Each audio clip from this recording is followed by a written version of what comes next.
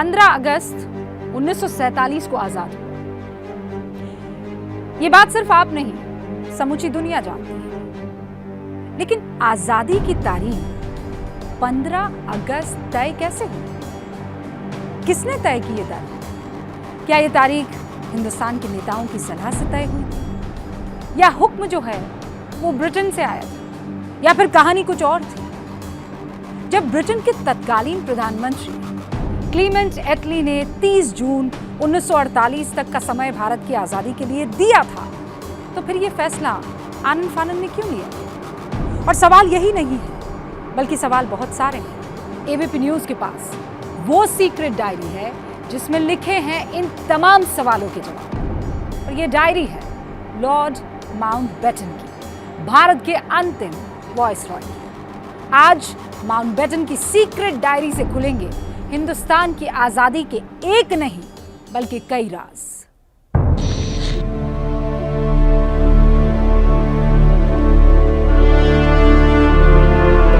Midnight of August 14th, people gathered to welcome the dawn of a new age and witness the peaceful transfer of power. कुछ लकीरें खींचती तो कागज पर हैं, लेकिन टुकड़े धरती के होते हैं। कलेजा मुल्क का कटता है। आज से 75 साल पहले अंग्रेजों ने एक ऐसी ही लकीर हिंदुस्तान के सीने पर खींची थी। भारत के 2 टुकड़े हो गए थे। ये टुकड़े हिंदुस्तान की आजादी की कीमत थी। आजादी अंग्रेजों की गुलामी से, जिसका ख्वाब हमारी कई पीढ़ियों ने सदियों से देखा था। तारीख थी 15 अगस्त। देश आजाद हो रहा था, लेकिन जश्न के माहौल में मातम की टीस लेकर। Minorities were tyrannized and persecuted. Millions of men, women and children uprooted from their settled homes and cut off from their old moorings, migrated on a dimension unprecedented in recorded history and trekked their way to safety. Hindustan अपने आजादी की लड़ाई कई सालों से लड़ रहा था। कितने ही वायसराय आए और चले गए, लेकिन हिंदुस्तान को आजादी मिली उस वक्त जब वायसराय की कुर्सी पर लुई माउंटबेटन मौजूद थे, जिन्हें लोग लॉर्ड माउंटबेटन के नाम से भी जानते हैं। भारत का आखिरी वायसराय बनकर लुई माउंटबेटन भारत आए और महज 6 महीने से भी कम के वक्त में उन्होंने भारत की आजादी पर मुहर लगा दी। माउंटबेटन ने यह सब कुछ कैसे किया, क्या था उनका प्लान, ये हर बात दर्ज है उनकी उस सीक्रेट डायरी में जिसे माउंटबेटन रोज लिखा करते थे अपने हाथों से। माउंटबेटन की सीक्रेट डायरी। पन्ने उलटते जाइए, भारत की आजादी के राज खुलते जाएंगे। सच पूछिए तो ये डायरी किसी वाइसरॉय की दिनचर्या वाली डायरी कम और वो दस्तावेज ज्यादा है जो आजादी से पहले भारत के राजनीतिक हालात को पूरी तरह से बयां करता है। बताता है कि आखिर उस वक्त अंग्रेज से लेकर गांधी, नेहरू और कांग्रेस के दूसरे बड़े नेताओं के साथ साथ अलग मुल्क पाकिस्तान की चाहत रखने वाले मोहम्मद अली जिन्ना के मन में क्या चल रहा था। एबीपी न्यूज आज आपके सामने खोलेगा उस डायरी का एक एक पन्ना और समझाने की कोशिश करेगा कि भारत को आजादी देते वक्त अंग्रेज क्या कर रहे थे। माउंटबेटन की सीक्रेट डायरी में 5, 10 या 25, 50 पन्ने नहीं, बल्कि साल के हर दिन के हिसाब से 365 से भी ज्यादा पन्ने हैं। ब्राउन कलर के कवर वाली इस डायरी में कुल 401 पन्ने हैं। 400 पन्नों पर कुछ न कुछ लिखा है, जबकि आखिरी पन्ना खाली है। Lord Mountbatten became the first Governor General of the Dominion by the will of the sovereign lord. Mountbatten की डायरी में क्या लिखा है, उसके बारे में जानने और समझने से पहले डायरी से जुड़ी कुछ और बातों को जानना जरूरी है। माउंटबेटन ने अपनी डायरी लिखने के लिए पेन का इस्तेमाल नहीं किया है। जो कुछ लिखा है वो पेंसिल से लिखा है। माउंटबेटन की लिखावट भी अच्छी नहीं थी, इसलिए उन्होंने जो कुछ भी लिखा है उसे आसानी से पढ़ पाना या समझ पाना भी मुमकिन नहीं है। लेकिन आपके चहेता चैनल एबीपी न्यूज ने एक्सपर्ट्स के जरिए इसे पढ़ने, समझने और आप तक पहुंचाने की कोशिश की है। और इस कोशिश में तत्कालीन हालात के साथ साथ उस वाइसरॉय और उसकी मनोदशा को समझने में भी मदद मिली जो भारत की आजादी का दूत बनकर आया था।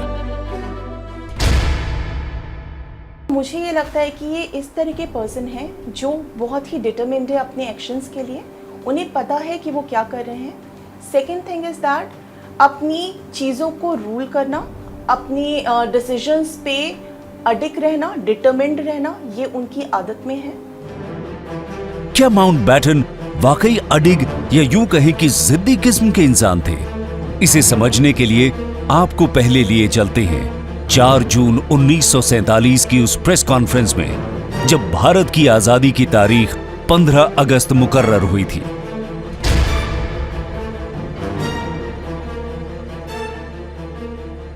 I sincerely mean it when I say that power will be transferred completely by 1947, where I've been June 1948. The date of transfer of power by Britain in India will be around August 1947. I have already bought my steamer ticket for August 15th. So, this will be the date of transfer. Mountbatten ने यहां जो कुछ भी ऐलान किया था वो अचानक से हुआ या फिर उसकी पृष्ठभूमि पहले से तैयार थी? इसे पता करने के लिए आपको पहले दिखाते हैं माउंटबेटन की उस दिन की डायरी। 4 जून 1947 को माउंटबेटन ने अपनी डायरी में सबसे पहले जिस बात के बारे में लिखा है वो प्रेस कॉन्फ्रेंस है। उसके आगे उन्होंने ओके भी कैपिटल लेटर में लिखा है, यानी प्रेस कॉन्फ्रेंस में उन्होंने जो कुछ भी कहा उसे लेकर वो संतुष्ट थे। लेकिन हकीकत ये थी कि इस तारीख के ऐलान के साथ ही विरोध होने शुरू हो गए थे। ज्योतिषी इस दिन को अशुभ मान रहे थे। ज्योतिषियों ने कुछ ऑब्जेक्शंस किए थे। वो पहला ऑब्जेक्शन ये था कि आज़ादी शुक्रवार को नहीं मिलनी चाहिए। शुक्रवार को इसलिए नहीं मिलनी चाहिए कि शुक्र अस्त चल रहा था। दूसरी बात ये थी शुक्र अस्त होने से मंगल कार्य नहीं होने चाहिए। तीसरी बात ये थी कि आज़ादी हमें रात में मिलनी थी, जबकि भारतीय परंपरा के अनुसार सूर्योदय से तिथि बदलती है, तो आज़ादी सुबह मिलनी चाहिए थी। तीसरी बात कि शनि की महादशा चल रही थी, तो इस वजह से वो ये चाहते ही नहीं थे कि इस समय पर भारत को आज़ादी मिले। लेकिन माउंटबेटन अपने फैसले पर अडिग रहे। उन्होंने तारीख नहीं बदली। हाँ, बीच बचाव का रास्ता निकालते हुए बीच रात में आजादी का फॉर्मूला निकाला और इस तरह पाकिस्तान 14 अगस्त की रात और भारत 15 अगस्त को आजाद हुआ। इस ऐलान से ठीक एक दिन पहले ही घोषणा कर चुके थे कि भारत को बंटवारे की कीमत पर आजादी मिल रही है। अपनी बात में किसी तरह का बदलाव नहीं चाह रहे थे। भारत के आजादी की घोषणा तो ब्रिटेन के तत्कालीन प्रधानमंत्री क्लेमेंट एटली ने 20 फरवरी 1947 को ही कर दी थी। साथ ही यह भी साफ कर दिया था कि 30 जून 1948 तक भारत को आजाद कर दिया जाएगा। इसके बाद 22 मार्च को लुई माउंटबेटन भारत के आखिरी वायसराय बनकर आते हैं और 3 जून को यह तय हो जाता है कि भारत जल्द ही आजाद हो जाएगा। महज 72 दिनों के भीतर माउंटबेटन को भारत के विभाजन और आजादी का यह काम पूरा करना था। तारीखों की इन कड़ियों को जोड़ें तो दो बातें साफ नजर आती हैं। पहली ये कि माउंटबेटन के पास भारत की आजादी का एक प्लान पहले से तैयार था और साथ ही दूसरी ये कि इस प्लान के अंदर बदलाव की गुंजाइश बहुत कम थी।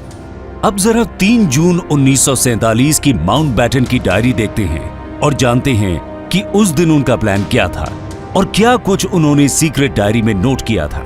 3 जून की डायरी में माउंटबेटन का दिन 8:15 बजे से शुरू हो रहा है और फिर कृष्णा मेनन और नेहरू के साथ साथ 7 नेताओं के साथ मीटिंग शेड्यूल लिखा है। मीटिंग के बाद एक बात माउंटबेटन ने लिखी है, मीटिंग अच्छे से हुई। 2 डोमिनियन यानी 2 राज्यों पर सहमति बनी। ये 2 डोमिनियन भारत और पाकिस्तान अलग अलग मुल्क थे। और फिर डायरी में शाम 7 बजे दुनिया के नाम संदेश की बात। Possible to obtain full agreement on any plan that would preserve the unity of India. There can be no question of coercing any large areas in which one community has a majority to live against their will under a government in which another community has a majority. The only alternative to coercion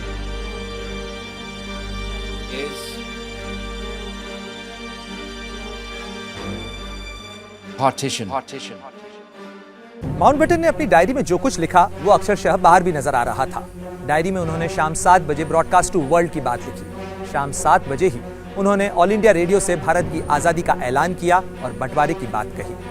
Mountbatten की diary में रोचक बात यह भी नजर आती है कि इसमें इन तारीखों के आसपास कहीं भी 15 अगस्त 1947 की तारीख का न तो कोई जिक्र है, न कहीं उन्होंने इसकी कोई बात कही। तो फिर सवाल ये था कि प्रेस कॉन्फ्रेंस में जब एक पत्रकार ने उनसे पूछा कि आपने सत्ता हस्तांतरण के बारे में कोई न कोई तारीख जरूर सोच रखी होगी, तो जवाब देने से पहले वो थोड़ा रुके और फिर कहा, हाँ यकीनन।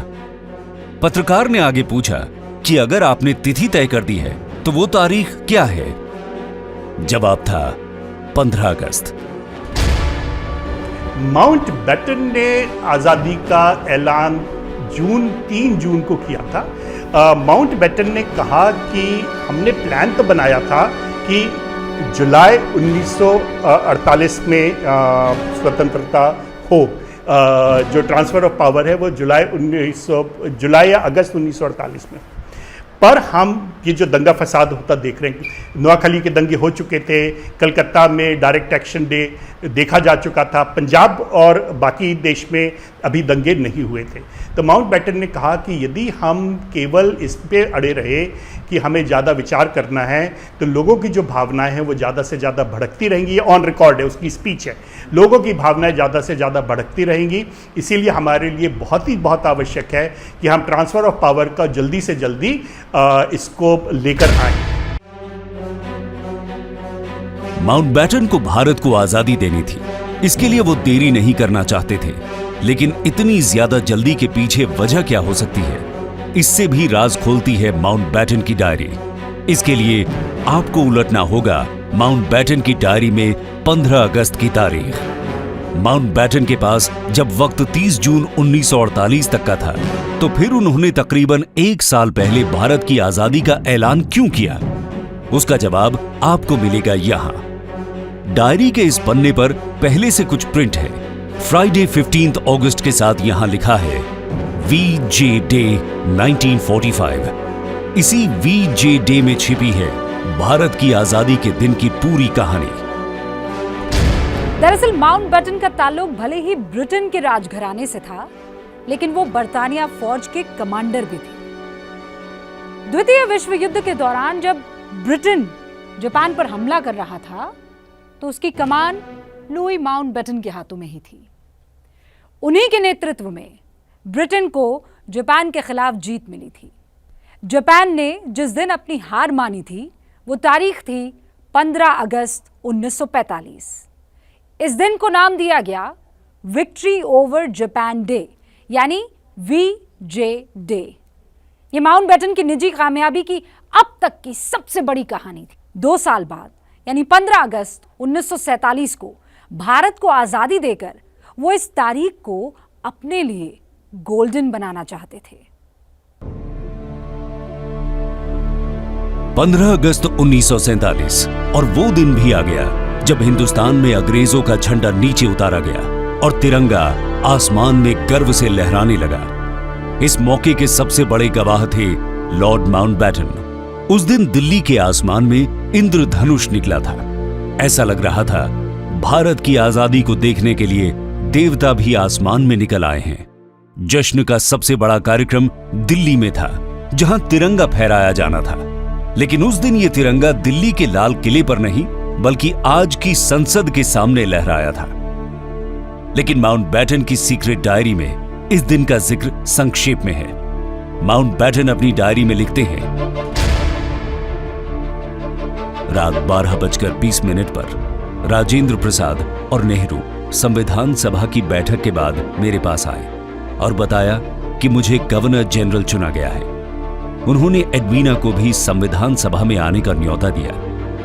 सुबह 8:30 बजे मुझे भारत के चीफ जस्टिस कानिया ने दरबार हॉल में पद की शपथ दिलाई। माउंटबेटन की सीक्रेट डायरी में भारी भीड़ का भी जिक्र है।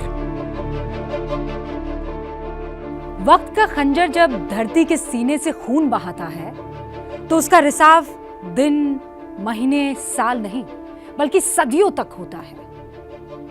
हिंदुस्तान के सीने पर बंटवारे का जो खंजर 15 अगस्त को घोंपा गया था, उससे खून का रिसाव आजादी के अमृत महोत्सव के वक्त भी जारी है। यह हमारी आजादी की कीमत है। लेकिन आज से 75 साल पहले 15 अगस्त के दिन दिल्ली का माहौल कुछ अलग ही था। माउंटबेटन ने 15 अगस्त के बारे में जो कुछ लिखा है उसकी तस्दीक होती है लेखक डोमिनिक लैपिए और लैरी कॉलिंस की किताब फ्रीडम एट मिडनाइट में। लैपिए लिखते हैं कि दिल्ली में आजादी के जश्न के लिए जितनी भीड़ जमा हुई थी उसकी कल्पना लॉर्ड माउंटबेटन ने भी नहीं की थी। उस कार्यक्रम की जब तैयारी हो रही थी तो नियम, कायदे और हिदायतों को ध्यान में रखते हुए वहां पर 30,000 लोगों के आने की उम्मीद आखिरी वाइसरॉय को थी। लेकिन 15 अगस्त को हुआ कुछ अलग। एक अनुमान के मुताबिक वहां पर 5 लाख से ज्यादा लोग जमा हो गए थे। भारत की राजधानी ने इससे पहले वैसी भीड़ कभी नहीं देखी थी। हर्ष के सैलाब के बारे में अंदाजा इसी बात से लगाया जा सकता है कि उस दिन लोग एक दूसरे से सटकर ऐसे खड़े थे मानो हवा को भी रास्ता नहीं मिल पाए। और इसमें से होकर लॉर्ड माउंटबेटन की 17 साल की बेटी पैमेला माउंटबेटन को मंच पर पिता तक पहुंचना था।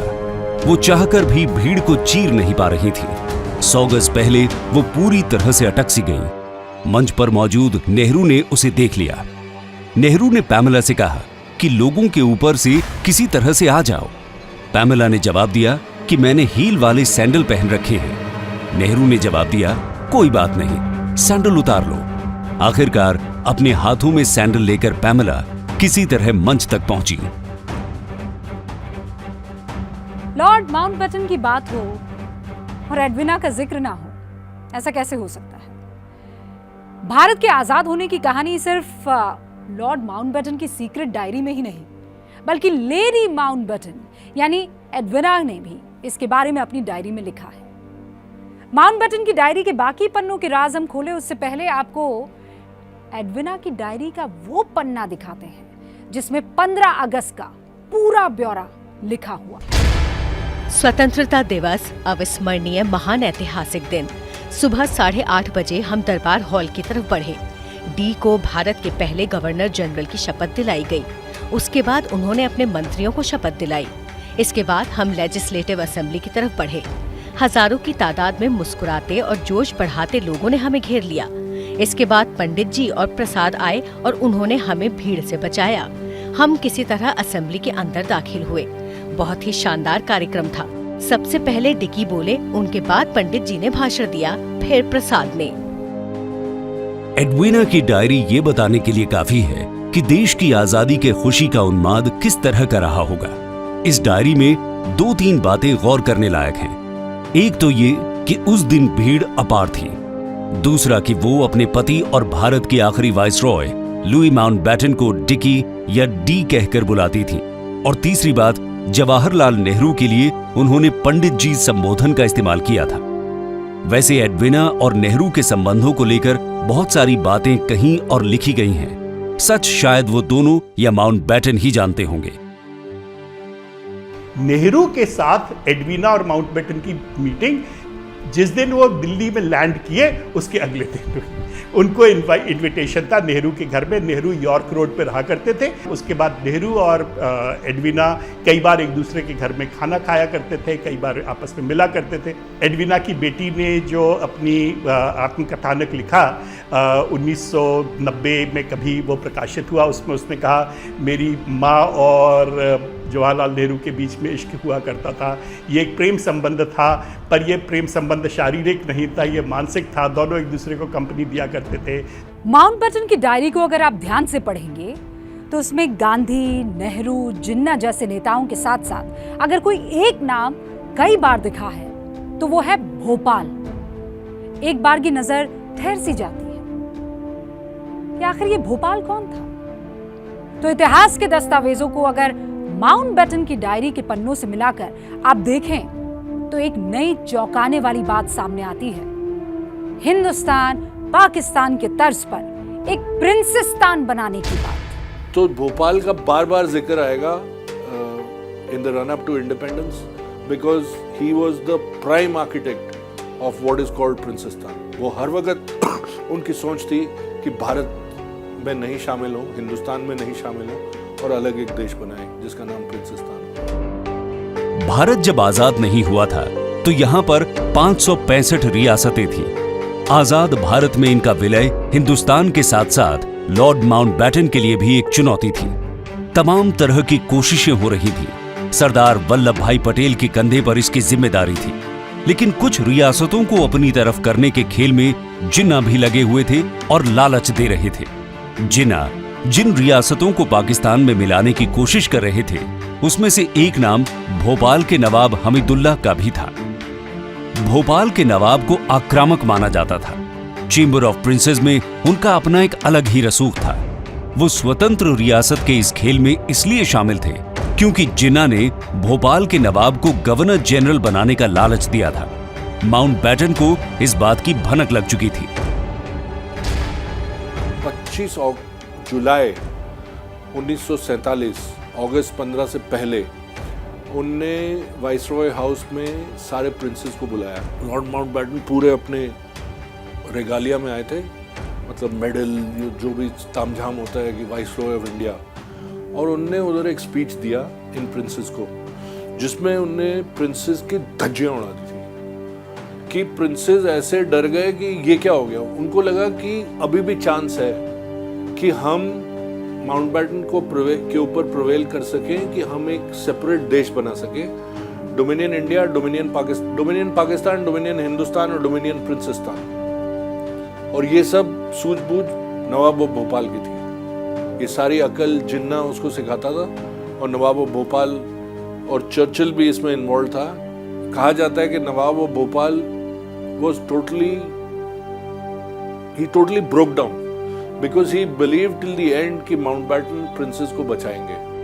माउंटबेटन की सीक्रेट डायरी का जिक्र गांधी की चर्चा के बगैर पूरा नहीं हो सकता। माउंटबेटन की डायरी में गांधी जी का जिक्र कई मर्तबा है, लेकिन सबसे दिलचस्प है भारत की आजादी के ऐलान से एक दिन पहले की मुलाकात। 2 जून 1947 को जब गांधी माउंटबेटन से उनके कमरे में मिले तो बापू ने एक भी शब्द नहीं बोला।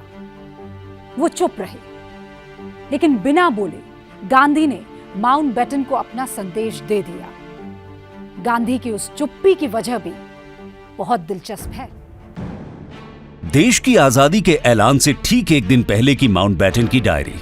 इस डायरी पर आप गौर से देखिए, यहां साफ साफ लिखा है कि उस दिन माउंटबेटन की गांधी से 45 मिनट की मुलाकात तय थी। दोपहर में 12:30 बजे से 1:15 बजे के बीच वो मुलाकात हुई भी थी, लेकिन 45 मिनट की मुलाकात में गांधी माउंटबेटन से एक भी शब्द नहीं बोले। उसकी वजह भी दिलचस्प है। असल में 2 जून 1947 को दिन सोमवार था। गांधी जी हर सोमवार को मौन व्रत रखते थे। माउंटबेटन की डायरी में भी इस बात का जिक्र है। डायरी में उन्होंने डे ऑफ साइलेंस लिखकर एक्सक्लेमेशन का निशान लगा रखा है। गांधी जी की एक आदत थी, वो कागज का छोटा सा टुकड़ा भी बर्बाद नहीं करते थे। उन्हें जो चिट्ठियां आती थी उसके लिफाफे को काटकर वो एक पैड बना लेते थे और फिर उस कागज का इस्तेमाल करते थे। लॉर्ड माउंटबेटन के लिए उन्होंने उस दिन वही किया। गांधी ने लिफाफे वाले कागज के टुकड़े पर लिखा, मुझे खेद है कि मैं बोल नहीं सकता। सोमवार को मौन रखने का व्रत लेते समय मैंने 2 हालात में इसे भंग कर देने की गुंजाइश रखी थी।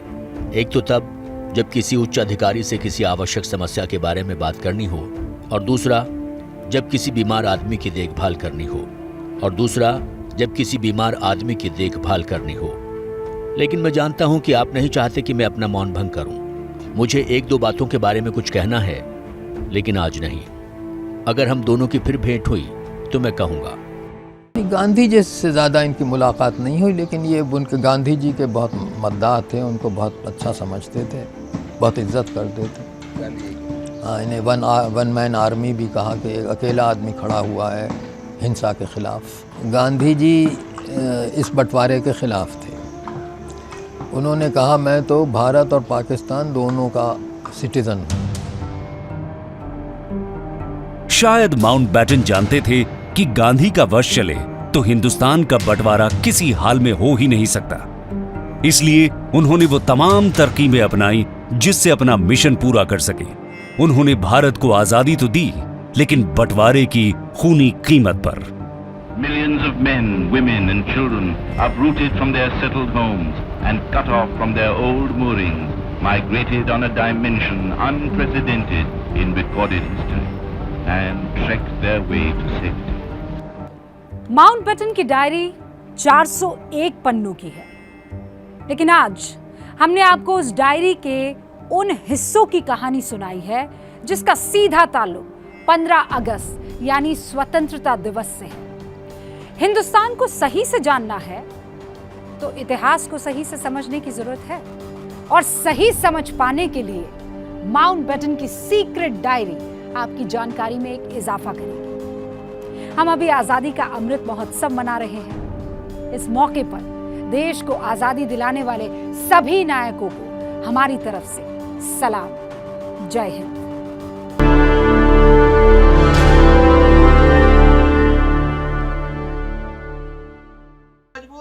क्या मजबूरी है मेरी, बताइए। मैं अभी आपको बताती हूँ कि मैंने ओए होए होए होए होए, नमकीन के चटकारे लेते हुए टकटकी मार के डिबेट शो को पॉज रिपीट कर कर के देख रहे हैं जोगिंदर जी। इनकी तरह आप भी देखें अपनी फेवरेट डिबेट्स को रिपीट कर, और डाउनलोड कीजिए एबीपी लाइव ऐप अपने स्मार्ट टीवी पर।